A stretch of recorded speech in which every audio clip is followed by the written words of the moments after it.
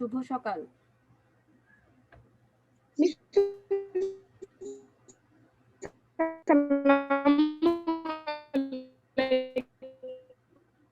হ্যাঁ ফাতেমা, আমাকে শুনতে পাচ্ছ?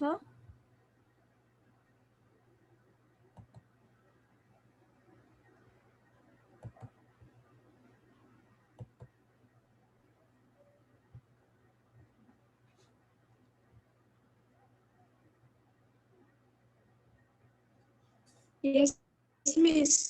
ওকে, আমরা আজকে পড়ব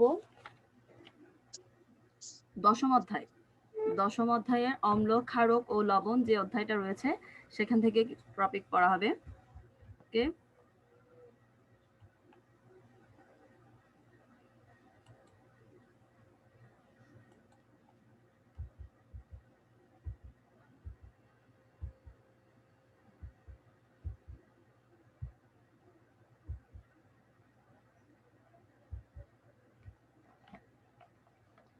অম্ল ক্ষারক যে অধ্যায়টা রয়েছে সেটার পার্ট 5 পড়ব আমরা আজকে।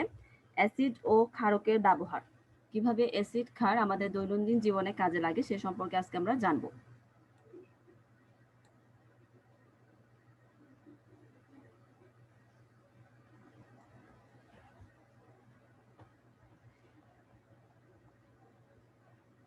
আমরা জানি কি আমাদের জীবনে আমরা বহু ধরনের জিনিস ব্যবহার করি, যেগুলোর মধ্যে অ্যাসিড ও ক্ষারের ব্যবহারটা আমরা দেখতে পারি। বিভিন্ন কাজে আমরা অ্যাসিড ও ক্ষারগুলো ব্যবহার করে থাকি। তোমরা কি আমাকে শুনতে পাচ্ছ? নাইমুল, ফাতেমা? Yes, miss. ওকে, এরপরে আমরা যে বিষয়টা সেটা হলো যে অ্যাসিড ও ক্ষারকের ব্যবহার। কোন জায়গায় আমরা অ্যাসিড ক্ষারক এই জিনিসগুলো আমরা ব্যবহার করি, সেটা কি ক্ষেত্রে আমাদের কাজে লাগে সেটা আমরা আজকে দেখব। যে যেমন ব্লিচিং পাউডার, আমরা আমাদের চারপাশ পরিচ্ছন্ন বা জীবাণুমুক্ত রাখার জন্য যে জিনিসটা ব্যবহার করি সেটা হলো ব্লিচিং পাউডার। এখন ব্লিচিং পাউডারটা কিভাবে তৈরি করা হয়, এটা যেখান থেকে তৈরি করা হয় সেটা হলো শুকনো ক্যালসিয়াম হাইড্রোক্সাইড। ব্লিচিং পাউডার তৈরি করতে শুকনো ক্যালসিয়াম হাইড্রোক্সাইড এবং ক্লোরিন গ্যাসের বিক্রিয়া ঘটানো হয় এবং আবার এই হ্যাঁ শুনতে পাচ্ছ?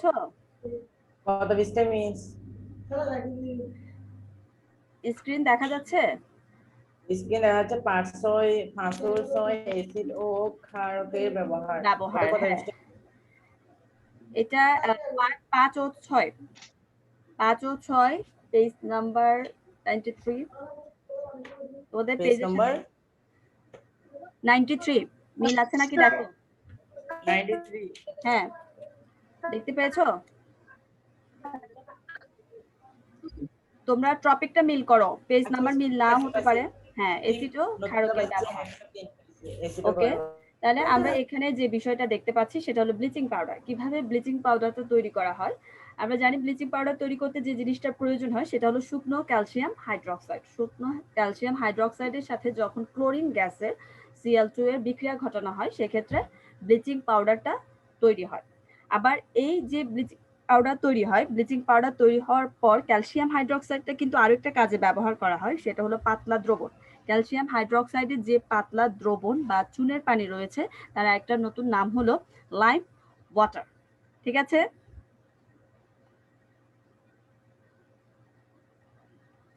ক্যালসিয়াম হাইড্রোক্সাইডের যে পাতলা দ্রবণ যা আমরা চুনের পানি বা লাইম ওয়াটার হিসেবে আমাদের পরিচিত, যেটা আমরা বাসা বাড়িতে হোয়াইট ওয়াশ হিসেবে ব্যবহার করি। তাহলে এখানে কিভাবে লাইম ওয়াটারটা তৈরি করা হয় তার একটা ভিডিও আমি তোমাদেরকে দেখাচ্ছি, তোমরা একটু দেখো।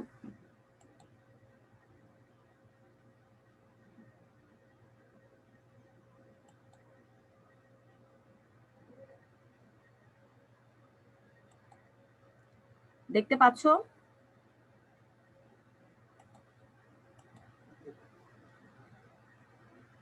তোমরা কি স্ক্রিনে একটা ভিডিও দেখতে পাচ্ছ? কালো হয়ে গেছে। আমি একটা ভিডিও দেখাচ্ছি এখানে। ওকে, আমি আবার নতুন করে শেয়ার দিচ্ছি। ওকে, একটু ওয়েট করো।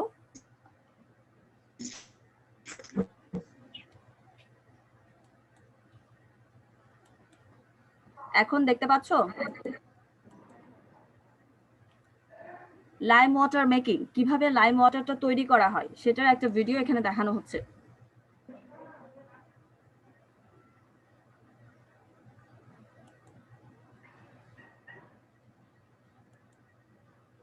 Things you will need for, যে জিনিসগুলো এখানে প্রয়োজন হবে লাইম ওয়াটার তৈরি করতে সেগুলো হলো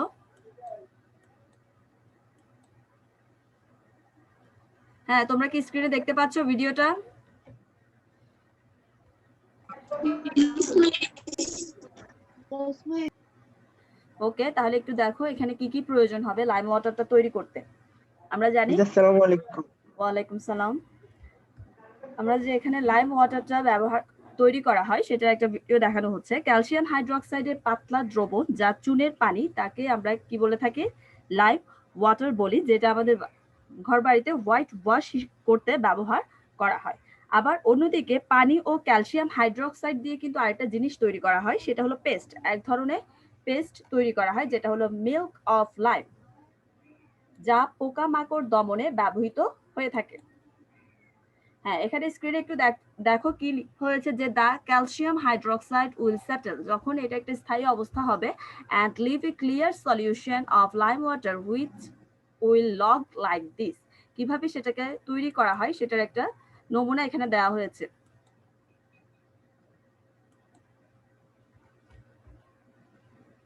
এইভাবে লাইম ওয়াটার কি তোমরা দেখতে পাচ্ছ স্ক্রিনের মধ্যে? Yes, miss. ওকে, আমি আবার ফার্স্ট থেকে ভিডিওটা একটু দেখাচ্ছি ফার্স্টে কিভাবে তৈরি করা হচ্ছে। থিংস ইউ উইল নিড আর, এটা হলো ক্যালসিয়াম হাইড্রোক্সাইড। এখানে ক্যালসিয়াম হাইড্রোক্সাইডের একটা বটল দেখা যাচ্ছে, এরপর একটা বিকারের পর first put about 0.3 gram of calcium hydroxide in for 40 milliliter of water, অর্থাৎ 40 মিলিলিটার পানির মধ্যে আমরা যখন 0.3 গ্রাম ক্যালসিয়াম হাইড্রোক্সাইড নিব, তারপর এখানে দেওয়া হবে, এটা একটা ক্লাউডি সলিউশন তৈরি করা হবে, অর্থাৎ ঘোলাটে একটা দ্রবণ তৈরি করা হবে। এই shake and let it stand for a few minutes, এরপরে এই দ্রবণটাকে রেখে দেওয়া হবে, কিছুক্ষণের জন্য রেখে দেওয়া হবে। Then the calcium hydroxide will settle, তখন ক্যালসিয়াম হাইড্রোক্সাইডটা সেটেল হয়ে যাবে এবং লিভ এ ক্লিয়ার সলিউশন, একটা পরিষ্কার দ্রবণ দিবে, যেটাকে আমরা কি বলবো?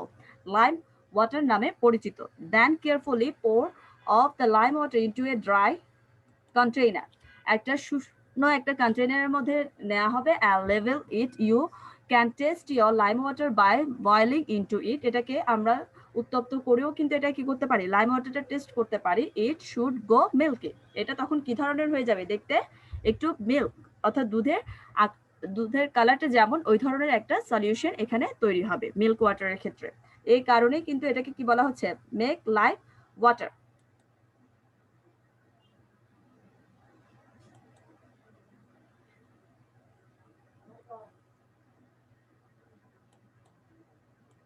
ওকে, এরপরে তাহলে আমরা এখানে কি জানতে পারলাম? যে ব্লিচিং পাউডার তৈরিতে কি কি ব্যবহৃত হয়? ক্যালসিয়াম হাইড্রোক্সাইড ও ক্লোরিন গ্যাসের বিক্রিয়ায় কি উৎপন্ন হয়?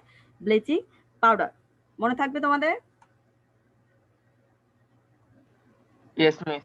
ওকে, আর লাইম ওয়াটার তৈরি করতে কিভাবে আমরা পাই লাইম ওয়াটারটাকে? সেক্ষেত্রেও কিন্তু ক্যালসিয়াম হাইড্রোক্সাইডটা ব্যবহৃত হয়, যা চুনের পানে ক্যালসিয়াম হাইড্রোক্সাইডের পাতলা যে দ্রবণ, আমরা একটু আগে ভিডিওতে দেখালাম, ক্যালসিয়াম হাইড্রোক্সাইডের যে পাতলা দ্রবণ যা চুনের পানি, এটাকে বলা হয় লাইম ওয়াটার। এটা আমরা ব্যবহার করি আমাদের আশেপাশের বাড়িঘর পরিষ্কার করার কাজে, অর্থাৎ হোয়াইট ওয়াশ করতে কিন্তু এই লাইম ওয়াটারটা ব্যবহার করা হয়। আবার এই ক্যালসিয়াম হাইড্রোক্সাইড আরেকটি ব্যবহার রয়েছে, এটার সাথে যখন পানির বিক্রিয়া করানো হবে, ক্যালসিয়াম হাইড্রোক্সাইডের সাথে পানির বিক্রিয়ায় তখন এক ধরনের পেস্ট উৎপন্ন হবে, যেটার নাম হলো মিল্ক অফ লাইম। কি বললাম? পানির সাথে ক্যালসিয়াম হাইড্রোক্সাইড তৈরির যে পেস্টটা তৈরি হয় তার একটা নাম বলেছি, সেটা হলো মিল্ক অফ লাইম নামে পরিচিত, যেটা ব্যবহার করা হয় পোকামাকড় দমন করতে। তোমরা এই লাইনগুলো একটু আন্ডারলাইন করে রাখো, যে লাইম ওয়াটার কিভাবে তৈরি করা হয়, মিল্ক অফ লাইমটা কি, এটা কি কাজে ব্যবহার করা হয়, এই জিনিসগুলো তোমাদের আসতে পারে। ঠিক আছে, এরপরে আমাদের যে বিষয়টা সেটা হলো, আমরা পাকস্থলীতে কোনো অসুস্থ হলে আমরা জানি পাকস্থলীতে যদি কখনো অ্যাসিডের পরিমাণ বৃদ্ধি পায়, সেক্ষেত্রে আমরা যে ওষুধটা খেয়ে থাকি সেটা হলো অ্যান্টাসিড ওষুধ। এই ওষুধটা কেন খাওয়া হয়? সেটা হলো, এই অ্যান্টাসিড ওষুধ মূলত হলো ম্যাগনেসিয়াম হাইড্রোক্সাইড, অর্থাৎ MgOH2 ম্যাগনেসিয়াম হাইড্রোক্সাইড যা সাসপেনশন বা ট্যাবলেট দুইভাবে তৈরি করা হয়। অ্যান্টাসিড ওষুধটা হলো ম্যাগনেসিয়াম হাইড্রোক্সাইডের একটা সলিউশন, যেটা দুইভাবে তৈরি করা হয়, সাসপেনশন হিসেবেও আমরা একে পাই, আবার ট্যাবলেট হিসেবে একে পাওয়া যায়। আবার যে হাইড্রক্সিল রয়েছে, হাইড্রক্সিলের যে suspension milk of magnesium, hydroxyl এর সাসপেনশন যেটা মিল্ক অফ ম্যাগনেসিয়া নামে অধিক পরিচিত। আবার কখনো কখনো অ্যান্টাসিডে অ্যালুমিনিয়াম হাইড্রক্সাইডও ব্যবহার হয়ে থাকে। তাহলে আমরা পাকস্থলীর যদি অ্যাসিডিটি বেড়ে যায় সেক্ষেত্রে কোন ওষুধটা খাওয়া হয়?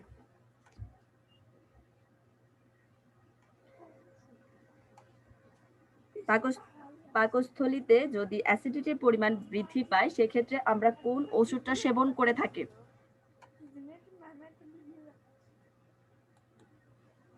হ্যাঁ নাইমুল বলো।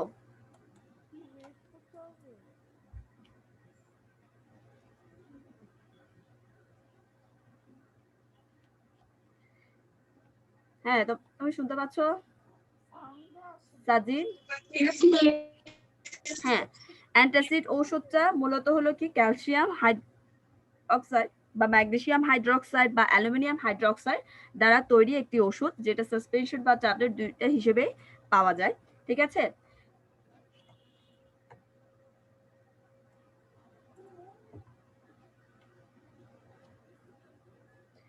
এরপর যে মিল্ক অফ ম্যাগনেসিয়া আরেকটি আমরা যেটা জানবো সেটা হলো milk of magnesia. Milk of ম্যাগনেসিয়াটা কি? মিল্ক অফ ম্যাগনেসিয়া হলো হাইড্রক্সিল এর সাসপেনশন যেটাকে আমরা মিল্ক অফ ম্যাগনেসিয়া নামে অভিহিত করে থাকি। ঠিক আছে? তাহলে এখানে আমরা কিছু নাম জানতে পারলাম নতুন, যে লাইম ওয়াটার, এরপরে milk of lime, milk of magnesia, এইগুলো এক একটা কাজে ব্যবহৃত হয়ে থাকে। ঠিক আছে? তাহলে সব ক্ষেত্রে যেমন ব্লিচিং পাউডার আর লাইম ওয়াটারের ক্ষেত্রে কোন জিনিসটা ব্যবহার করা হয়?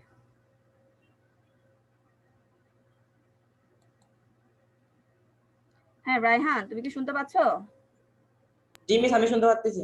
ওকে, তাহলে আমরা যে বিষয়টা পড়ছি এখন সেটা হলো ব্লিচিং পাউডার। ঠিক আছে? ব্লিচিং পাউডার তৈরি করতে কি কি ব্যবহার করার কথা বলা হয়েছে? আমরা ব্লিচিং পাউডার কিভাবে তৈরি করতে পারি? জি মিস। ব্লিচিং পাউডার কিভাবে তৈরি করা হয়? ব্লিচিং পাউডার তৈরি করতে ক্যালসিয়াম হাইড্রক্সাইড এবং ক্লোরিন গ্যাসের বিক্রিয়া ঘটিয়ে যে প্রোডাক্টটা আমরা পাই সেটা হলো ব্লিচিং পাউডার। আবার এই ক্যালসিয়াম হাইড্রক্সাইডটার যে পাতলা দ্রবণ সেটার আরেকটা নাম রয়েছে, সেটা হলো লাইম ওয়াটার, যেটা হোয়াইট ওয়াশ এর কাজে ব্যবহার করা হয়। এরপর ক্যালসিয়াম হাইড্রক্সাইডের সাথে যখন আবার পানির বিক্রিয়া করা হয় তখনও এক ধরনের পেস্ট পাওয়া যায়। তাহলে এক একটার সাথে পানির সাথে বিক্রিয়া করে বা ক্লোরিনের সাথে বিক্রিয়া করে এক একটা ভাবে এক একটা জিনিস তৈরি করা হয়। আবার ক্যালসিয়াম হাইড্রক্সাইডের সাথে যখন পানির বিক্রিয়া করানো হবে তখন এক ধরনের পেস্ট তৈরি করা হবে, সেটা হবে মিল্ক অফ লাইম। ঠিক আছে? এটা ব্যবহার করা হবে পোকামাকড় দমনের ক্ষেত্রে। ঠিক আছে? এরপরে পাকস্থলীতে যদি আমাদের অ্যাসিডের আক্রমণ হয়ে থাকে তখন আমরা যে ওষুধটা সেবন করি সেটা হলো অ্যান্টাসিড ঔষধ। অ্যান্টাসিড ওষুধটা হলো মূলত ম্যাগনেসিয়াম হাইড্রক্সাইড বা অ্যালুমিনিয়াম হাইড্রক্সাইডের মিশ্রণ। অ্যান্টাসিড ঔষধ তৈরি করা হয় ম্যাগনেসিয়াম হাইড্রক্সাইড অথবা অ্যালুমিনিয়াম হাইড্রক্সাইডের দ্বারা এই জিনিসটা তৈরি করা হয়। অ্যান্টাসিড ঔষধটা সেটা দুইভাবে আমরা ব্যবহার পেয়ে থাকি, একটা সাসপেনশন হিসেবে বা ট্যাবলেট হিসেবে দুইভাবে পাওয়া যায়। আরেকটা যে বিষয় রয়েছে সেটা হলো milk of magnesia. Milk of ম্যাগনেসিয়াটা কি? যদি বলা হয় তোমাদের অনেক সময় প্রশ্নের ক্ষেত্রে আসতে পারবে মিল্ক অফ ম্যাগনেসিয়াটা কি, তখন আমরা বলবো হাইড্রক্সিল। হাইড্রক্সিল বলতে OH হোল 2 এর যে সাসপেনশন সেটাকে বলা হবে। মিস, হ্যাঁ বলো। মিল্ক অফ লাইম এটা বলতেছে? হ্যাঁ, milk of magnesia. Milk of magnesia hydroxyl এর সাসপেনশন। হাইড্রক্সিলের সাসপেনশনকে বলা হয় মিল্ক অফ ম্যাগনেসিয়া। এখানে কিন্তু কিছু কিছু নাম একটু কাছাকাছি আছে যার কারণে ভালো করে দেখতে হবে যে এটা কি বলছে। এটা কি মিল্ক অফ ম্যাগনেসিয়া বলেছে নাকি মিল্ক অফ লাইম বলেছে। মনে রাখবে মিল্ক অফ লাইম হলো পানি ও ক্যালসিয়াম হাইড্রক্সাইডের তৈরি পেস্ট। কি বললাম? মিল্ক অফ লাইম কি? মিল্ক অফ লাইম কি? মিল্ক অফ লাইম হচ্ছে ক্যালসিয়াম হাইড্রোজেন ও পানির তৈরি পেস্ট। পানির তৈরি পেস্ট যেটার নাম হলো মিল্ক অফ লাইম। আর milk of magnesia? Milk of magnesia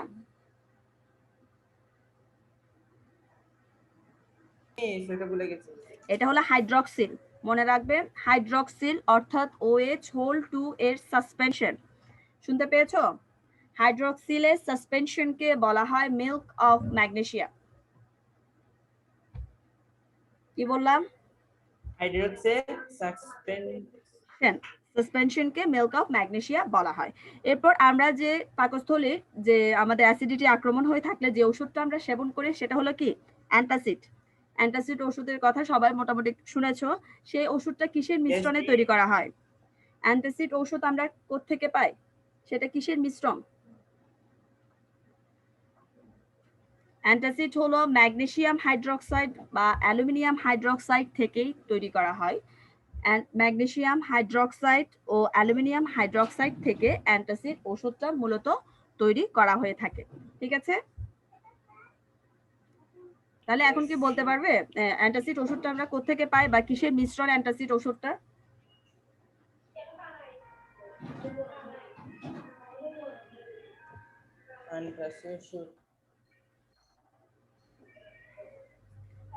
magnesium hydroxide, তোমরা এগুলো একটু নোট করে ফেলো। আমি আবার বলেন। হ্যাঁ, অ্যান্টাসিড ওষুধ হলো মূলত magnesium hydroxide MgOH2 MgOH2 magnesium hydroxide অথবা aluminium hydroxide AlOH3। Aluminium hydroxide বা ম্যাগনেসিয়াম হাইড্রোক্সাইড থেকে আমরা অ্যান্টাসিড ওষুধটা পেয়ে থাকি। এবার ক্লিয়ার হয়েছে তোমাদের কাছে? মিস ভালোভাবে শোনা যাচ্ছে না। আচ্ছা, আমি আবারও বলছি, অ্যান্টাসিড ওষুধ হলো মূলত ম্যাগনেসিয়াম হাইড্রোক্সাইড। শুনতে পেয়েছো? ম্যাগনেসিয়াম হাইড্রোক্সাইড MgOH2 এরপরে aluminium hydroxide AlOH3 aluminium oxide, এই দুইটা যে কোনো একটা দিয়েই কিন্তু অ্যান্টাসিড ওষুধটা তৈরি করা হয়। আমরা পাকস্থলী অ্যাসিডিটির পরিমাণটা কমানোর জন্য এই অ্যান্টাসিড ওষুধটা সেবন করি। এটা সেবন করার ফলে আমাদের অ্যাসিডিটির পরিমাণটা, যে গ্যাস্ট্রিক নামে যে ওষুধটা রয়েছে, সেটা সারানো সম্ভব হয় এই অ্যান্টাসিড ওষুধ সেবনের মাধ্যমে। ঠিক আছে, এরপরে লাইম ওয়াটারটা কি? লাইম ওয়াটার, আমরা প্রথম দিকে বলেছিলাম যে লাইম ওয়াটারটা বলতে কি বোঝো? আমরা জানি ক্যালসিয়াম হাইড্রোক্সাইড, একটু ভালো করে তোমরা শোনো, ক্যালসিয়াম হাইড্রোক্সাইডের পাতলা দ্রবণ যা চুনের পানি, এটাকে বলা হয় লাইম ওয়াটার। কি বললাম আমি? বুঝি না মিস। ক্যালসিয়াম হাইড্রোক্সাইডের পাতলা দ্রবণ, আমরা যখন ক্যালসিয়াম হাইড্রোক্সাইডকে যখন পানির সাথে মেশানো হবে তখন এর একটা পাতলা সলিউশন তৈরি হবে, এটাই হলো লাইম ওয়াটার বা চুনের পানি। ক্যালসিয়াম হাইড্রোক্সাইড, ক্যালসিয়াম হাইড্রোক্সাইডের পাতলা দ্রবণ, ক্যালসিয়াম হাইড্রোক্সাইডের পাতলা দ্রবণ যা হলো চুনের পানি, এটার আরেকটা নাম হলো লাইম ওয়াটার, যা চুনের পানি বা লাইম ওয়াটার নামে পরিচিত। এবার কি সকলে বুঝতে পেরেছো লাইম ওয়াটারটা কি? এখন আমি কোশ্চেন মানে পরের লাইনটা বুঝতে পারিনি। ক্যালসিয়াম হাইড্রোক্সাইডের পাতলা দ্রবণ, তোমরা একটু নোট করে ফেলো যদি শুনে থাকো। হাইড্রোক্সাইডের পাতলা দ্রবণ, ক্যালসিয়াম হাইড্রোক্সাইডের পাতলা দ্রবণ যা চুনের পানি বা লাইম ওয়াটার নামে পরিচিত। যা চুনের পানি বা লাইম ওয়াটার, এটা আরেকটা নাম হলো চুনের পানি বা লাইম ওয়াটার। লাইম ওয়াটার, ওকে। এটাকে ব্যবহার করা হয় ঘরবাড়ির হোয়াইট ওয়াশ করতেই আমরা লাইম ওয়াটারটা ব্যবহার করি। তাহলে লাইম ওয়াটারের একটা ব্যবহার কি জানতে পারলাম আমরা, কি কাজে আমরা ব্যবহার করব lime water?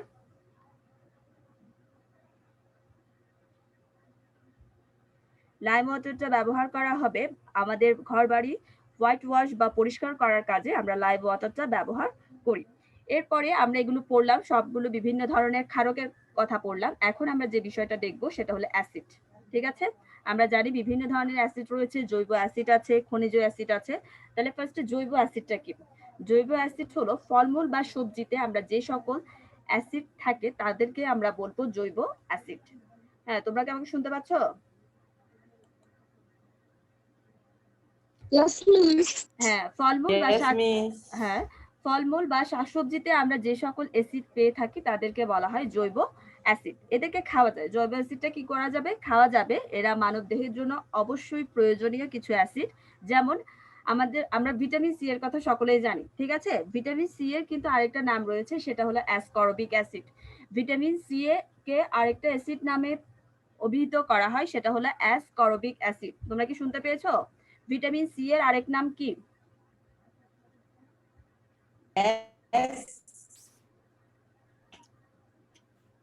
Ascorbic acid. Okay, acid acid. Vitamin C এর আরেক নাম হলো অ্যাসকর্বিক অ্যাসিড। এটা এক ধরনের জৈব অ্যাসিড, অর্থাৎ আমরা ভিটামিন সি কে বিভিন্ন ধরনের ফলমূল যেমন পেয়ারা, আমলকি, কমলা লেবু এগুলোতে আমরা এই জৈব অ্যাসিডটা পেয়ে থাকি। এইটার যদি অভাব হয়, অর্থাৎ ভিটামিন সি এর যদি অভাব হয়, মানবদেহে স্কার্বি নামে রোগে সৃষ্টি হয়ে থাকে। ঠিক আছে, এরপরে আরো কিছু অ্যাসিড রয়েছে, যেমন হাইড্রোক্লোরিক অ্যাসিড। নামগুলো একটু ভালো করে শোনো। হাইড্রোক্লোরিক অ্যাসিড, হাইড্রোক্লোরিক অ্যাসিডের সংক্ষেপ হলো HCl। তোমরা এগুলো একটু দাগিয়ে রাখো বা নোট করে রাখো হাতের কাছে যদি খাতা কলম থাকে। Hydrochloric acid HCl, sulphuric acid H2SO4। Sulphuric acid বই নাই? হ্যাঁ আছে, এগুলো তোমরা থাকলে বইয়ের সামনে থাকলে এগুলো আন্ডারলাইন করে ফেলো। বই এমনি বইয়ের সামনে আছে। হ্যাঁ, ওখানে কিছু অ্যাসিডের নাম আছে, ওই অ্যাসিডগুলোর নাম সংক্ষেপ সহ ভালো করে দেখবে। অ্যাসিড, হ্যাঁ, লবণ, পানি এগুলা। অ্যাসিড ও ক্ষারকের যে ব্যবহার রয়েছে ওই টপিকটা দেখো, পার্ট 5 ও 6 এ ওখানে দেখতে পেয়েছো? হাইড্রোক্লোরিক অ্যাসিড HCl যদি হ্যাঁ, হাইড্রোক্লোরিক অ্যাসিডের সংক্ষেপ কি? Yes. হাইড্রোক্লোরিক অ্যাসিডের সংক্ষেপ হলো হাইড্রোক্লোরিক অ্যাসিড HCl। ঠিক আছে, এরপরে সালফিউরিক অ্যাসিড আমি একটু তারপরও বলে দিচ্ছি, এগুলো সংকেতগুলো তোমরা একটু ভালো করে শুনে নাও। সালফিউরিক অ্যাসিডকে প্রকাশ করা হয় H2SO4। তোমাদের এখানে এমসিকিউতে আসতে পারে এই ধরনের। Sulphuric acid H2SO4। Phosphoric acid H3PO4, phosphoric acid H3PO4 এবং নাইট্রিক অ্যাসিড যেটা সংক্ষেপ হলো HNO3, নাইট্রিক অ্যাসিড HNO3। আর একটা অ্যাসিড রয়েছে যেটা হলো high perchloric acid, perchloric acid HClO4। অর্থাৎ এই অ্যাসিডগুলোকে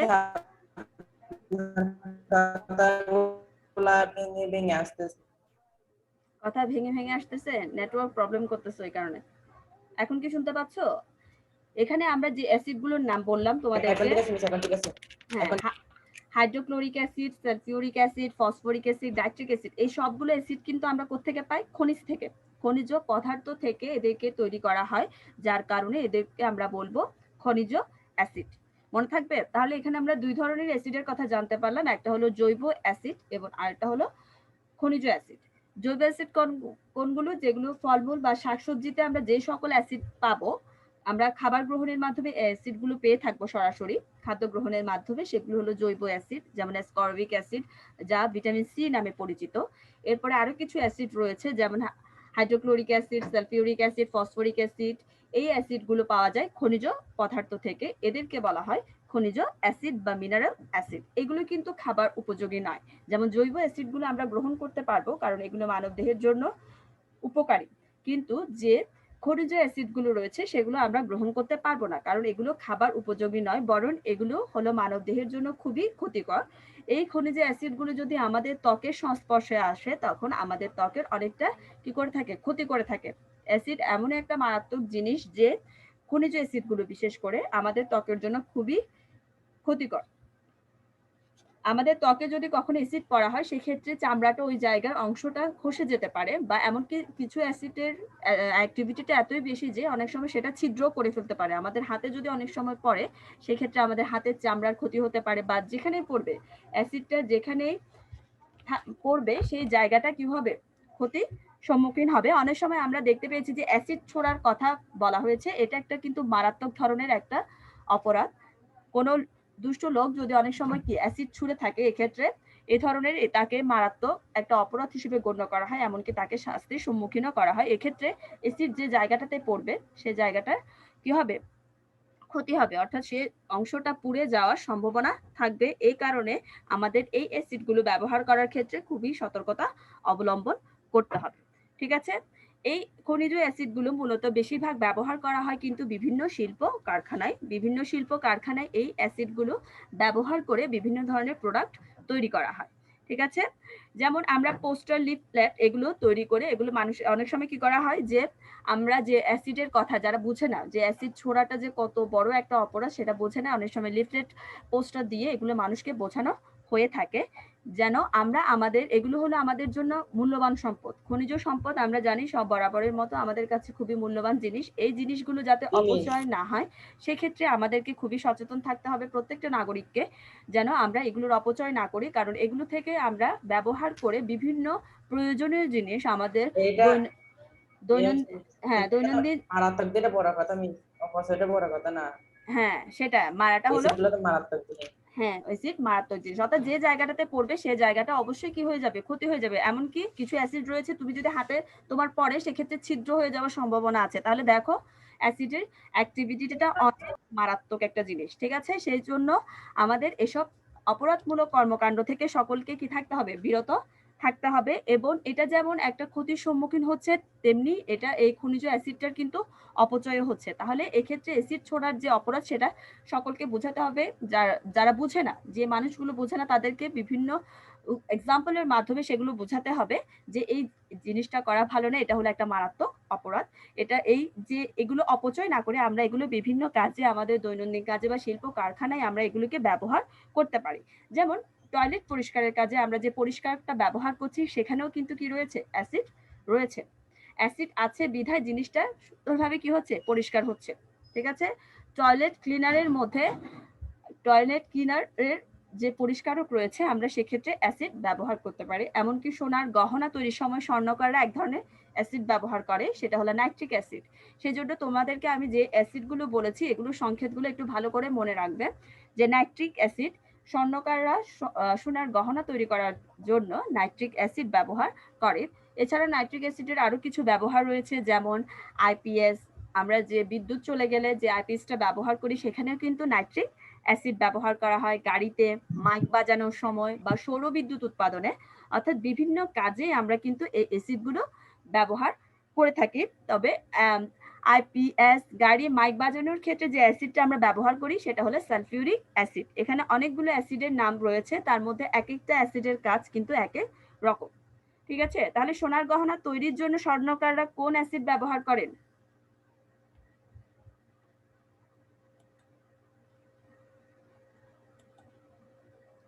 হ্যাঁ তোমরা কি শুনতে পাচ্ছ? স্বর্ণকাররা কোন অ্যাসিড ব্যবহার করে সোনার গহনা তৈরির জন্য? কোন অ্যাসিড ব্যবহার করে?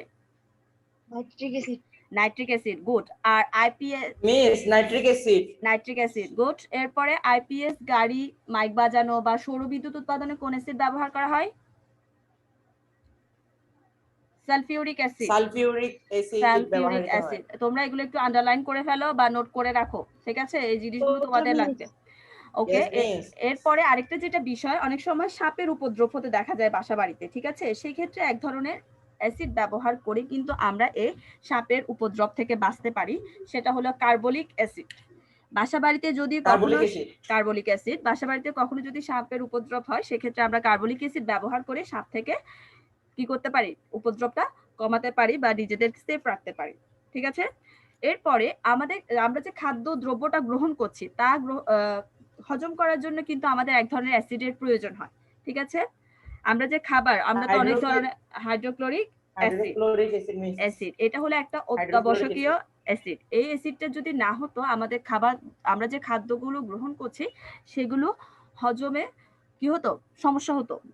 এগুলো হজম করার জন্য যে অ্যাসিডটা আমাদেরকে সাহায্য করে থাকে পাকস্থলী থেকে কিন্তু এই অ্যাসিডটা নির্গত হয়, এটা হলো হাইড্রোক্লোরিক অ্যাসিড। হাইড্রোক্লোরিক অ্যাসিড পাকস্থলী থেকে নির্গত হয়ে খাদ্যদ্রব্যকে হজমে সহায়তা করে থাকে। ঠিক আছে? এরপরে যে সালফিউরিক অ্যাসিডের কথা বলেছিলাম, সালফিউরিক অ্যাসিড আরেকটা কাজে ব্যবহার করা হয়, সেটা হলো সার কারখানায়। সার কারখানায় আমরা সালফিউরিক অ্যাসিডের ব্যবহার দেখতে পারি। শুধু যে সার কারখানার মধ্যে সীমাবদ্ধ আছে এর ব্যবহার তা না, এখানে আমরা যে ডিটারজেন্ট ব্যবহার করছি, হ্যাঁ পরিষ্কার করার কাজে যে ডিটারজেন্টটা নানা রকম রং, ওষুধপত্র, কীটনাশক সহ পেইন্ট, কাগজ, বিস্ফোরক, অর্থাৎ যে বিস্ফোরকগুলো কিসের বোমা, বোমা টাইপসের যে বিস্ফোরকগুলো রয়েছে সেগুলো। H2SO4 হ্যাঁ, ব্যবহার রেয়ন, করে। কাগজ, পেইন্ট সবকিছুতে কিন্তু H2SO4 অর্থাৎ সালফিউরিক অ্যাসিডের ব্যবহার আমরা দেখতে পারি। একটা দেশ কতটুকু উন্নত সেটা নির্ভর করে কিন্তু সালফিউরিক অ্যাসিড আমরা কতটুকু ব্যবহার করছি, অর্থাৎ যে দেশ যত বেশি সালফিউরিক অ্যাসিডের ব্যবহার করছে, মানে সালফিউরিক অ্যাসিডের উপর ভিত্তি করে তাদের জিনিসপত্র তৈরি করছে, সেই দেশ কিন্তু তত উন্নত। ঠিক আছে, ততটা উন্নত সেই দেশ, কারণ সালফিউরিক অ্যাসিড এমন কোনো ক্ষেত্র নেই যেখানে সালফিউরিক অ্যাসিডের ব্যবহার হয় না, যার কারণে কিন্তু সালফিউরিক অ্যাসিডকে বলা হয় দ্রব্যের রাজা। ঠিক আছে, সালফিউরিক অ্যাসিডকে বলা হয় রাসায়নিক দ্রব্যের রাজা, বলা হয় সালফিউরিক অ্যাসিডকে। এছাড়া আমরা আরেকটা অ্যাসিডের কথা বলেছিলাম, সেটা হলো হাইড্রোক্লোরিক অ্যাসিড, HCl, যেটা আমাদের পাকস্থলী থেকে নির্গত হয়ে থাকে হাইড্রোক্লোরিক অ্যাসিড, যা খাদ্যদ্রব্য হজমের কাজে ব্যবহৃত হয়। সেক্ষেত্রে এই হাইড্রোক্লোরিক অ্যাসিডটা কিন্তু ইস্পাত তৈরির কারখানা, চামড়া শিল্প, ওষুধ শিল্প, এসব শিল্পের ক্ষেত্রেও হাইড্রোক্লোরিক অ্যাসিডটা ব্যবহার করা হয়ে থাকে। ঠিক আছে, তাহলে আমরা কি অ্যাসিডের বিভিন্ন অ্যাসিড ও ক্ষারকের Yes, বিভিন্ন miss. ব্যবহার সম্পর্কে জানতে পেরেছি? আমরা অনেকগুলো ব্যবহার কিন্তু Yes, বুঝেছি এখানে। miss. অ্যাসিড ও ক্ষারকের এই ব্যবহারগুলো খুবই ইম্পর্টেন্ট, তোমরা প্রত্যেকটা বা লাইন এগুলো পড়বে, কারণ এখানে প্রত্যেকটাতে কি খুব গুরুত্বপূর্ণ কিছু তথ্য এখানে রয়েছে, যার কারণে এটা একটু ভালো করে তোমাদের এই টপিকটা দেখতে হবে। ওকে, এরপরে আমরা যে বিষয়টা নিয়ে আলোচনা করব সেটা হলো অ্যাসিড ও ক্ষারকের কিছু গুরুত্বপূর্ণ বৈশিষ্ট্য। আমরা অ্যাসিড ও ক্ষারকের কিছু গুরুত্বপূর্ণ বৈশিষ্ট্য সম্পর্কে আলোচনা করব। যেমন আমরা চুনা পাথরের সাথে যখন আমরা একটা হাইড্রোক্লোরিক অ্যাসিডের পরীক্ষা করব, সেক্ষেত্রে আমরা কি উৎপন্ন হবে সেটা একটু জানবো। যখন চুনা পাথরের সাথে হাইড্রোক্লোরিক অ্যাসিডের বিক্রিয়া হয় তখন কি উৎপন্ন হবে? চুনা পাথরের সংকেত কি তোমরা কেউ জানো? চুনা পাথর, ক্যালসিয়াম কার্বনেট, একটি লিখে ফেলো এটা খাতার মধ্যে। চুনা পাথরের সংকেত calcium carbonate.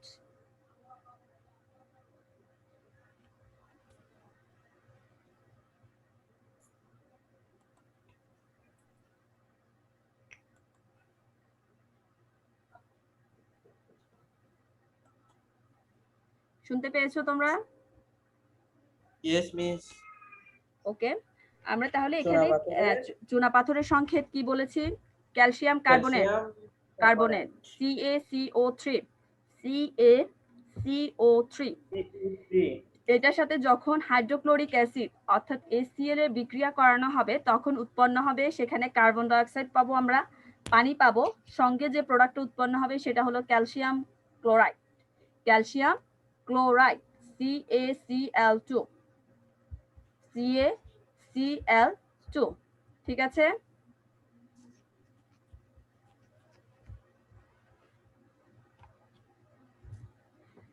CaCl2 plus H2O plus carbon dioxide, carbon ডাইঅক্সাইডটা গ্যাস হিসেবে উৎপন্ন হবে এবং সেটা উড়ে যাবে, যার কারণে এখানে একটা ঊর্ধ্বমুখী চিহ্ন ব্যবহার করা হয়েছে। যে গ্যাসগুলো উৎপন্ন হওয়ার পর উড়ে যায় সেক্ষেত্রে সেটাকে আমরা ঊর্ধ্বমুখী তীর চিহ্ন দ্বারা এদেরকে প্রকাশ করা হয়। ঠিক আছে, এখন এখানে চুনা পাথরের সাথে তাহলে হাইড্রোক্লোরিক অ্যাসিডের বিক্রিয়া কি কি উৎপন্ন হবে বললাম, দেখি বলো। ক্যালসিয়াম কার্বনেট বা চুনা পাথরের সাথে hydrochloric calcium acid, carbonate hydrochloric অ্যাসিডের মধ্যে বিক্রিয়া ঘটে এবং ক্যালসিয়াম ক্লোরাইড ও কার্বন ডাই অক্সাইড উৎপন্ন হয়। হ্যাঁ, সঙ্গে পানি এবং উৎপন্ন সেই হবে। কারণে আমরা বুদবুদ দেখি। হ্যাঁ, বুদবুদটা কেন দেখতে পাবো? যখন এরা বিক্রিয়া করবে। আমরা কিভাবে পরীক্ষাটা করব সেটা একটু তোমাদেরকে বলে দিচ্ছি। যে চুনা পাথরকে ফার্স্টে গুঁড়া করতে হবে, এটা একটু শক্ত টাইপসের পাথর, সাদা সাদা, এগুলোকে গুঁড়া করে নিতে হবে একটা চামচের মধ্যে। তারপরে ড্রপারের সাহায্যে, আমরা কিন্তু অ্যাসিড চাইলেই কিন্তু ঢেলে দিতে পারবো না, এখানে আমাদের ড্রপারের সাহায্য নিতে হবে। আমরা ফোটায় ফোটায় হাইড্রোক্লোরিক অ্যাসিড এখানে যোগ করতে হবে। যখন চুনা পাথরের সাথে হাইড্রোক্লোরিক অ্যাসিডটা বিক্রিয়া করবে সেক্ষেত্রে বুদবুদ উৎপন্ন করবে। বুদবুদটা উৎপন্ন হওয়ার কারণ হলো সেখানে কোন গ্যাস উৎপন্ন হয়েছে? কার্বন ডাইঅক্সাইড গ্যাস উৎপন্ন হয় বিধায় সেখানে বুদবুদের সৃষ্টি হয়েছে। তাহলে আমরা কি এই পরীক্ষাটা করতে পেরেছি, যে মানে বুঝতে পেরেছি যে চুনা পাথরের সাথে হাইড্রোক্লোরিক অ্যাসিডের বিক্রিয়ায় কার্বন ডাইঅক্সাইড উৎপন্ন হয় বিধায় সেটা কি হয়, আমরা বুদবুদ আকারে দেখতে পাই। এখানে কার্বন ডাইঅক্সাইডটা কিন্তু থেকে যাবে না, মিশ্রণে বুদবুদটা কিছুক্ষণ পরে চলে যাবে, যার কারণে কি হয়, এটাকে ঊর্ধ্বমুখী কার্বন ডাইঅক্সাইডের পাশে কিন্তু একটা ঊর্ধ্বমুখী তীরচিহ্ন দেওয়া হয়, যার কারণে এটা চলে যাবে এবং থেকে যাবে যে সলিউশনটা থেকে যাবে সেটা হলো ক্যালসিয়াম ক্লোরাইড আর পানি। ক্যালসিয়াম ক্লোরাইড আর পানির একটা পরিষ্কার দ্রবণ আমরা দেখতে পাবো। ঠিক আছে, তাহলে এটাই হলো চুনাপাথরের সাথে হাইড্রোক্লোরিক অ্যাসিডের বিক্রিয়া।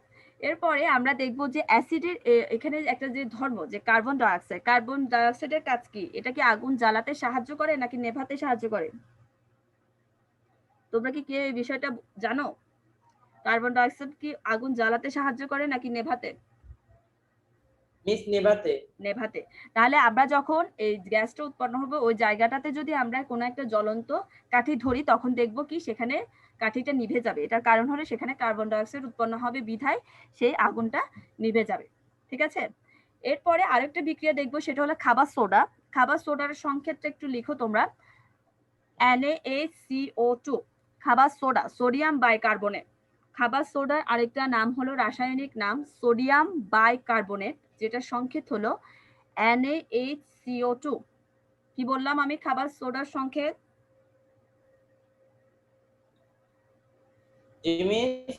খাবার সোডার সংক্ষেপ সোডিয়াম বাইকার্বনেট, NaHCO2। এটার নামটা আমরা বলবো সোডিয়াম বাইকার্বনেট। এখানে যে হাইড্রোজেনটা আছে সেটার কারণে একটা হাইড্রোজেন আছে বলে সেটাকে আমরা বলবো সোডিয়াম বাইকার্বনেট। এই সোডিয়াম বাইকার্বনেটের সাথে যখন হাইড্রোক্লোরিক অ্যাসিডের বিক্রিয়া হবে সেক্ষেত্রে কি কি উৎপন্ন হবে? খাবার সোডার সাথে যখন হাইড্রোক্লোরিক অ্যাসিডের বিক্রিয়া হবে সেক্ষেত্রে সোডিয়াম ক্লোরাইড লবণ উৎপন্ন হবে। সোডিয়াম ক্লোরাইড লবণের সংক্ষেপ কি? NaCl। তোমাদের অনেক সময় আমরা যে খাবার লবণটা খেয়ে থাকি তার সংক্ষেপ হলো সোডিয়াম ক্লোরাইড, NaCl। এক্ষেত্রে খাবার সোডা হাইড্রোক্লোরিক অ্যাসিডের বিক্রিয়ায় সোডিয়াম ক্লোরাইড লবণটা উৎপন্ন হবে, এর সঙ্গে উৎপন্ন হবে কার্বন ডাইঅক্সাইড ও পানি। ঠিক আছে, তোমাদের এই রিঅ্যাকশনগুলো একটু ভালো করে দেখতে হবে। ঠিক আছে, তাহলে আমি কি বললাম? খাবার সোডার সাথে HCl এর বিক্রিয়ায় কি উৎপন্ন হতে পারে?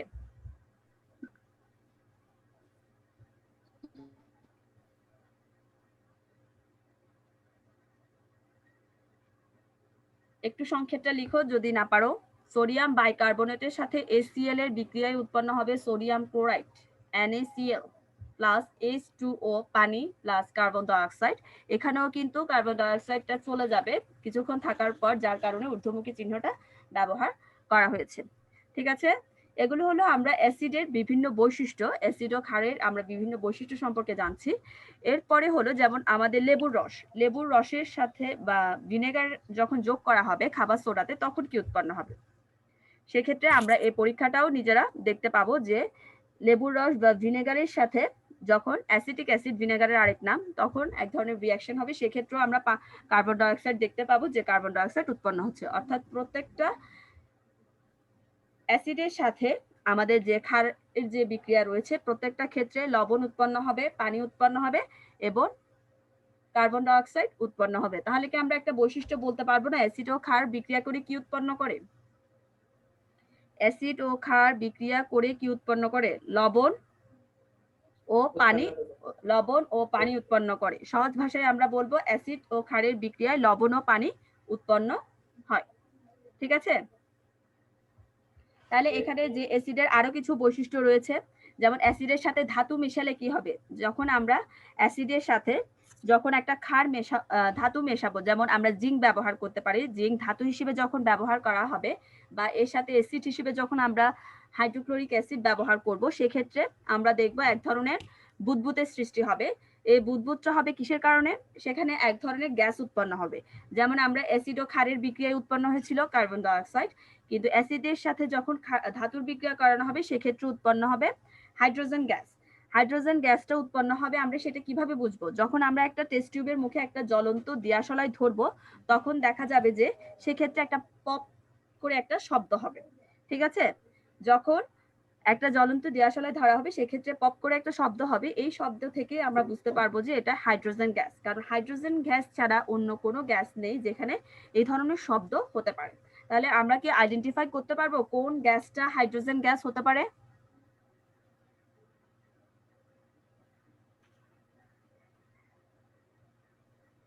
কি ধরনের শব্দ করলে আমরা বুঝতে পারবো যে এখানে হাইড্রোজেন গ্যাস উৎপন্ন